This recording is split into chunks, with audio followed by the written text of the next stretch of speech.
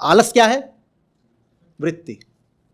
और आपके सामने आपका कोई कर्तव्य रखा हुआ है, आलस जीतेगा, कर्तव्य हारेगा, क्योंकि कर्तव्य मौलिक नहीं होता ना। कर्तव्य तो आपको किसी ने बताया है, कर्तव्य तो आपको किसी ने बताया कि ये तुम्हारा कर्तव्य है, तुम्हें करना चाहिए।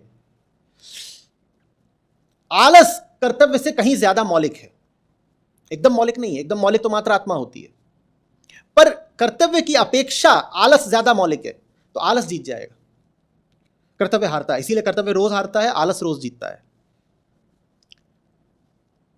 इसलिए नहीं कि आप बेईमान हैं या व्यभिचारी हैं, इसलिए क्योंकि आप मन की बनावट को नहीं समझते, मन के नियमों को नहीं जानते। आलस को हराने के लिए अपने आप को आप बार बार अपने कर्तव्य का स्मरण भी कराएं तो भी आप हार जाएंगे। आलस या भय या मोह ये कैसे हारते हैं? ये हारते हैं मात्र आत्मा के द्वारा, क्योंकि वृत्ति से ऊपर एकमात्र क्या है? आत्मा।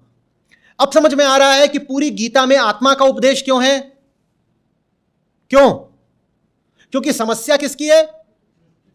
मोह की, और मोह क्या है?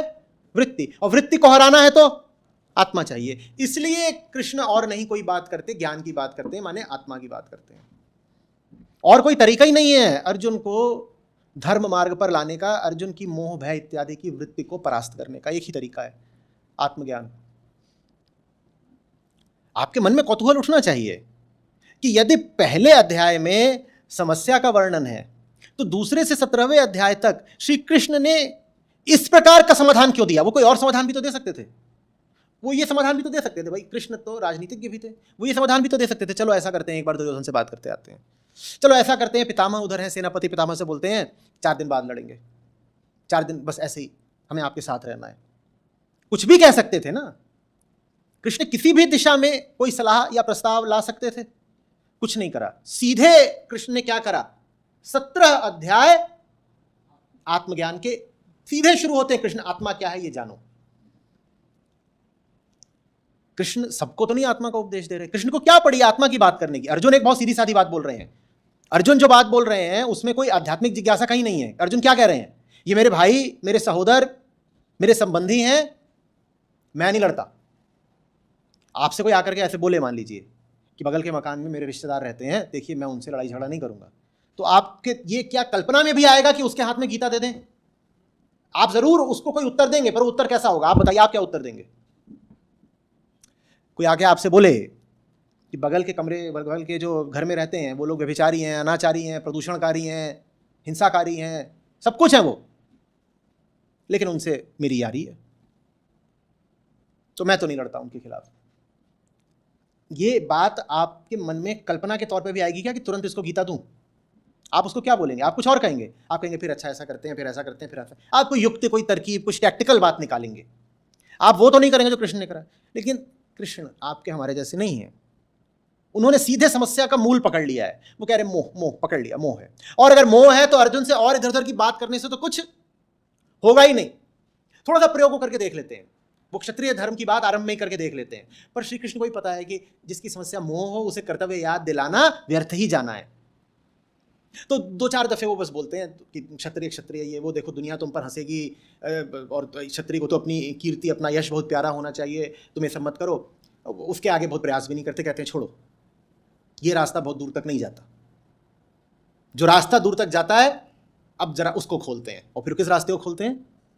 आत्मा के रास्ते को खोलते हैं। और फिर पूरी गीता बस यही, आत्मा सत्य, आत्मा सत्य, आत्मा सत्य, और कुछ नहीं पूरी गीता में। आपके सामने भी ऐसी समस्याएं हैं जो वृत्तिगत हैं, जीवन में हैं, तो उनका समाधान बस गीता में है। और इधर उधर की बातें मत करिए, इधर उधर के उपाय प्रयास कुछ मत करिए। उनका समाधान सिर्फ और सिर्फ गीता है। वृत्ति की समस्या, आपके जीवन में लोग हैं जिन्हें मोह बहुत है, आपके जीवन में लोग हैं जिन्हें भय बहुत है, ईर्ष्या बहुत है, लालच बहुत, पकड़ लूं, भ्रम बहुत, कुछ समझ में नहीं आता, अज्ञान। आपके जीवन में ऐसे लोग हैं, आपके जीवन में आप भी हैं, तो हो सकता है मैं आपकी ही बात कर रहा हूं। क्या आप अपने भीतर ये सब पाते हैं? इनमें से आप यदि कुछ भी अपने भीतर पाते हैं तो अपने आप को बचाने के लिए कुछ भी और मत करिए। न मनोरंजन से आपका काम बनना है, न रुपए पैसे से, न प्रसिद्धि से, न अपने ऊपर और अनुशासन थोप करके। न अपने आप को हीन बना करके, लज्जित करके, ग्लानि भाव में डुबो करके। किसी चीज से आपका काम नहीं बनना है। अपने आप को दंड देकर भी काम नहीं बनना है। आप कहें मैं बुरा आदमी हूं, मुझ में लालच बहुत आ गया, या मुझ में आलस बहुत आ गया, मैंने फलाना काम नहीं किया, अब मैं अपने आप को दंडित करूंगा। कैसे दंडित करूंगा? 2 दिन काम नहीं करा था, आज रात भर करूंगा। या किसी और तरीके से मैंने जो नुकसान कर दिया मैं उसकी भरपाई करूंगा, मैं दंडित करूंगा, या मैं अपने ऊपर अब अतिरिक्त अनुशासन डालूंगा। इस तरह की कोई भी विधि काम नहीं आएगी। समस्या यदि वृत्ति के तल पर है तो समाधान मात्र आत्मा के तल पर होगा। समझ में आ रही है बात? और मूल समस्याएं हमेशा वृत्ति के ही तल पर होती हैं, क्योंकि मूल समस्याएं तो हमेशा यही होती हैं। क्या? मोह, भय, आलस, अज्ञान, प्रमाद, उन्माद।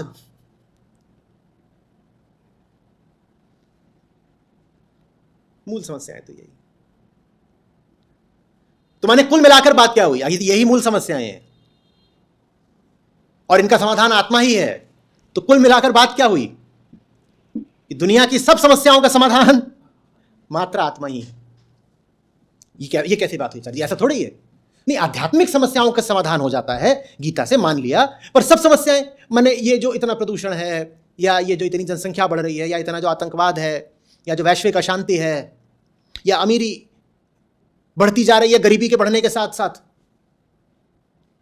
दोनों के मध्य का फासला अनंत होता जा रहा है, ये सब जो समस्याएं हैं, कहीं पर अन्न इतना है कि फेंका जा रहा है समुद्र में, कहीं लोग भूखे मर रहे हैं। आप कह रहे हैं इनका समाधान गीता में है, मैं सीधे कह दूंगा इनका समाधान गीता में है, तो आप कहेंगे कि नहीं नहीं नहीं नहीं नहीं। भाई आप आज का ही अखबार उठा लीजिए, उसमें इतने तरह की समस्याएं लिखी हुई हैं। लिखी हैं कि नहीं लिखी हैं? उधर रूस यूक्रेन का कुछ चल रहा है, इधर धर्म के क्षेत्र में कुछ चल रहा है, जैनों के तीर्थ स्थल पर सरकार ने अनुमति दे रखी थी कि मनोरंजन के कार्यक्रम हो जाएंगे, वहां उपद्रव। अब वहां के स्थानीय जो वासी थे उन्होंने आकर कह दिया कि नहीं, इस स्थान पर हमारा भी अधिकार है। आ रही बात समझ में? वो एयरलाइंस में एक व्यक्ति ने जाकर के एक महिला के साथ अभद्रता कर दी है। यही सब है था ना आज के अखबार में। और क्या आपने देखा है? कुछ राजनेता दूसरे पर टिप्पणी कर रहे हैं।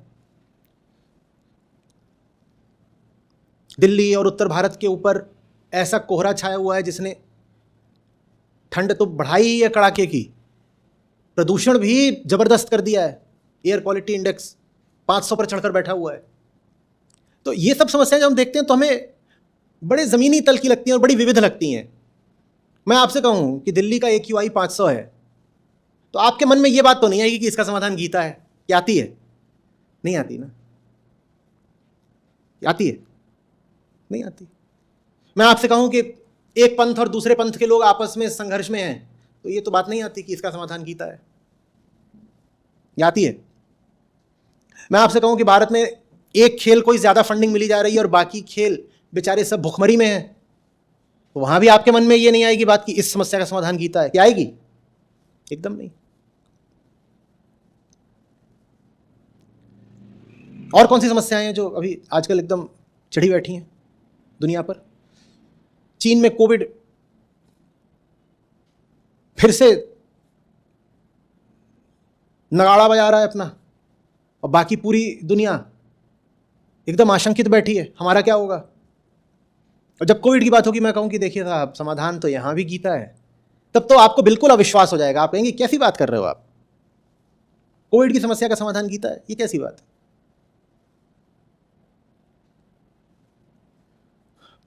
पूरे विश्व की अर्थव्यवस्था भारी मंदी के बिल्कुल मुहाने पर पहुंच चुकी है। एक लंबा रिसेशन आशंका है कि शुरू होने वाला है। आप कहेंगे ये अर्थव्यवस्था की समस्याएं हैं, इसमें आप अध्यात्म को क्यों ला रहे हैं? यहां भी क्या गीता प्रासंगिक है? और मैं तो बस ऐसे कहूंगा हाँ। आप कहेंगे ये देखो, इनकी दृष्टि और किधर को जाती भी नहीं, कोई समस्या बताई जाएगी, देते हैं गीता। तो आपको मेरी बात पर विश्वास नहीं होगा। लेकिन फिर मैं बात को थोड़ा साफ करके आपसे पूछता हूं, बताइए जितनी भी हमने अभी समस्याओं की बात करी, क्या उनका संबंध मानव वृत्ति से नहीं है? कहिए, है ना? प्रदूषण हो, आतंकवाद हो, उग्रवाद हो, अतिवाद हो, पशुओं के ऊपर इतनी आप हिंसा कर रहे हो, आप कोई समस्या ले लीजिए, क्या उसका संबंध मानव वृत्ति से नहीं है? वृत्ति माने एक भीतरी झुकाव जो आप लेकर पैदा ही होते हैं, जो कि शिशुओं में भी पाया जाता है जैसे पशुओं में पाया जाता है। जो चीज आपको शिशु और पशु में एक समान मिल जाए उसको कहते हैं वृत्ति। शिशु के पास विचार नहीं होते अभी, पर फिर भी उसमें वृत्ति होती है ना। जैसे पशु के पास भी विचार नहीं होते, या होते भी हैं तो बड़े एकदम आरंभिक तल के, न्यून, पर वृत्ति होती है। शिशु और पशु में एक समान आप क्या पाते हो? मोह पाते हो, भय पाते हो, क्रोध पाते हो, कामनाएं भी पाते हो। अपने होने को बचाने का एक संकल्प पाते हो। अहम, मैं हूं, मेरा होना बना रहे, ये भाव पाते हो। इसे वृत्ति कहते हैं। ये बात अब देखिए कहां तक जा रही, माने हम कह रहे हैं दुनिया की जितनी समस्याएं हैं वो सब शिशु और पशु के तल की हैं। बड़ी बड़ी जो अंतर्राष्ट्रीय राजनीतिक समस्याएं हैं, जहां हम अर्थव्यवस्था की भी बात करने लगते हैं, कहते हैं अरे इतने ट्रिलियन का ये चल रहा है, वो चल रहा है, इतने फलाने ट्रिलियन डॉलर, वो भी सारी बातें हैं शिशु और पशु के ही तल की। बस हम उनको ऐसी गंभीरता से लेते हैं, ऐसे तो बहुत बड़ी बात है। बहुत बड़ी बात नहीं है, उसके केंद्र में क्या बैठा हुआ है? लोभ। तो लो, हो गई ना शिशु के तल की बात। कुत्ता हड्डी के पीछे भाग रहा है और एक राष्ट्र जीडीपी के पीछे भाग रहा है, अंतर बता दो, बोलो। दो कुत्ते लड़ पड़े क्योंकि एक आ गया था दूसरे के इलाके में, और इलाके को लेकर के बड़ी बहस है, खलबली मची हुई है, बड़ा अनिश्चय इलाका है किसका। अब रात गहरा रही है, आधी रात हो चुकी होगी, कोई भरोसा नहीं, अभी नीचे एक श्वान दल दूसरे से भिड़ ही जाए, और ये इसी मुद्दे पे उभरते हैं, इलाका किसका है? ये इलाका। और रूस और यूक्रेन क्या कर रहे हैं? एक श्वान दल लगा हुआ है इलाका खींचने में, दूसरा कह रहा मैं ना दे रहा। शिशु और पशु, एक तरफ वाले को बोल दो शिशु है, दूसरी तरफ वाले बोल दो पशु है, या दोनों को बोल दो। एक शिशु अ, एक शिशु ब।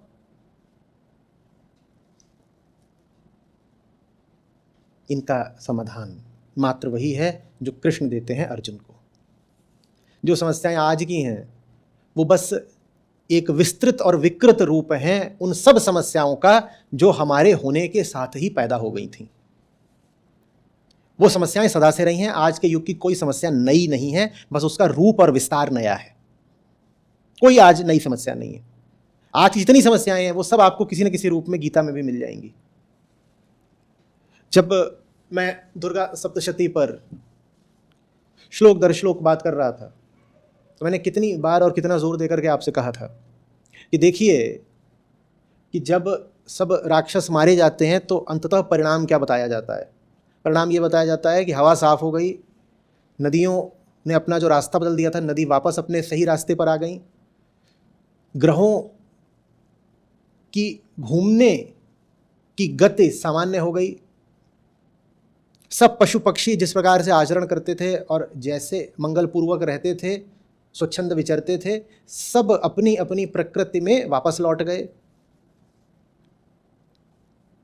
आप देख रहे हो, आज आप बोलते हो क्लाइमेट चेंज, और वहाँ सप्तशती भी यही बता रही है कि जितने असुर थे, राक्षस दानव, इन्होंने यही कर रखा था, इन्होंने प्रकृति के साथ खिलवाड़ कर रखा था। देवी प्रकृति का ही तो रूप है ना, इन्होंने प्रकृति के साथ ही खिलवाड़ कर रखा था। तो आज आप कहते हो क्लाइमेट चेंज, जो क्लाइमेट चेंज की समस्या भी नई नहीं है, क्योंकि वृत्ति बहुत पुरानी है ना। आज की कोई समस्या नई नहीं है क्योंकि आज की कोई वृत्ति नई नहीं है। इसलिए समाधान है गीता। इसलिए गीता सदा प्रासंगिक रहेगी। जितने धर्म हैं जिनको आप धर्म बोलते हो, आयोजित धर्म, संगठित धर्म, सब मिट जाने चाहिए, गीता शेष रहेगी। क्योंकि गीता का किसी विचारधारा से कोई संबंध नहीं है, गीता किसी आयोजन से, संगठन से, दल से, समुदाय से कोई संबंध नहीं है। गीता का प्रयोजन तो सत्य मात्र से है, और सत्य तो नहीं, न बदलता न मिटता। जैसे सत्य न बदलता है न मिटता है, गीता भी न बदलेगी न मिटेगी।